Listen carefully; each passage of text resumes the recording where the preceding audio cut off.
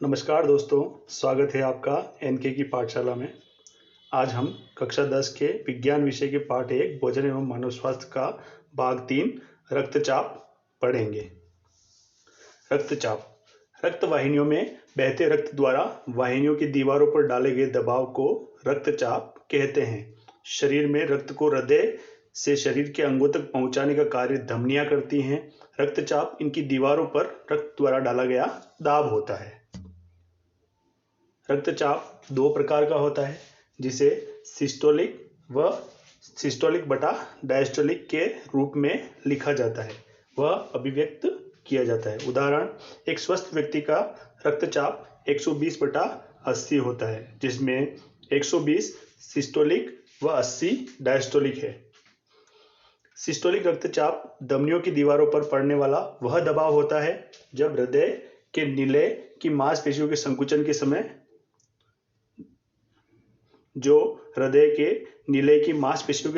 समय पड़ता है। डायस्टोलिक रक्तचाप धमनियों की दीवारों पर पड़ने वाला वह दबाव है जो हृदय के शिथिलन की अवस्था में पड़ता है। रक्तचाप का मापन की इकाई mmHg है, अर्थात mm मरकरी है। mmHg दबाव के मापन की तुलनात्मक इकाई है, जिसका अर्थ है पारे के 1 मिलीमीटर स्तंभ द्वारा डाला गया दबाव के बराबर दाब।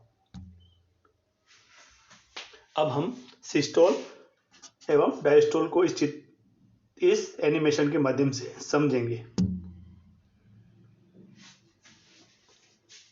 आप देख पा रहे हैं कि जब हृदय संकुचित हो रहा है तो धमनियों की दीवारें फैल रही है।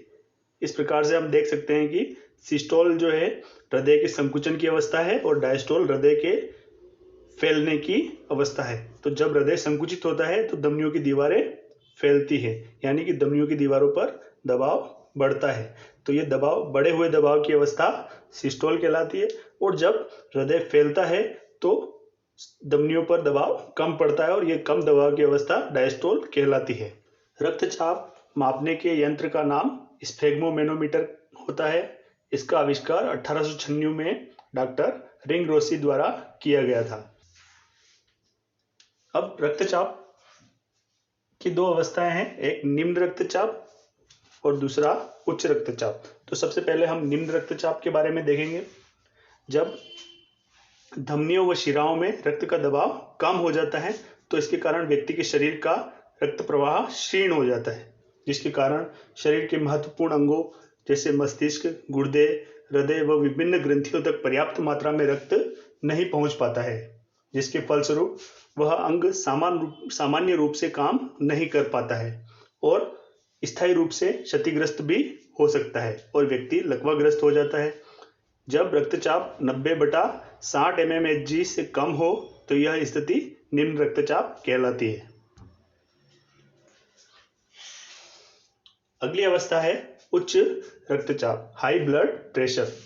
जब शरीर की धमनियों में रक्त का दबाव बढ़ जाता है तो रक्त का प्रवाह तीव्र होता है, जिससे व्यक्ति में चिंता, क्रोध, ईर्ष्या, भ्रम, दिमाग की नस फटना, अन्य अंगों जैसे किडनी का खराब होना, हार्ट अटैक आदि व्याधियां उत्पन्न हो सकती है। जब व्यक्ति नशीले पदार्थों, अधिक तेल मसाले व चिकनाई युक्त भोजन आदि का सेवन करता है, श्रमहीन व आलस्यपूर्ण जीवन यापन करता है, तो धमनियों की दीवारें मोटी व कठोर हो जाती है, जिससे रक्त प्रवाह बाधित होता है और रक्तचाप बढ़ जाता है। जब रक्तचाप 140/90 मिलीमीटर मरकरी या इससे अधिक हो तो यह स्थिति उच्च रक्तचाप कहलाती है।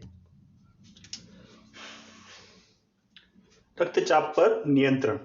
रक्तचाप पर नियंत्रण के लिए हमें भोजन में पोटेशियम युक्त खाद्य पदार्थों का प्रयोग करना चाहिए तथा भोजन में मैग्नीशियम की संतुलित मात्रा लेनी चाहिए।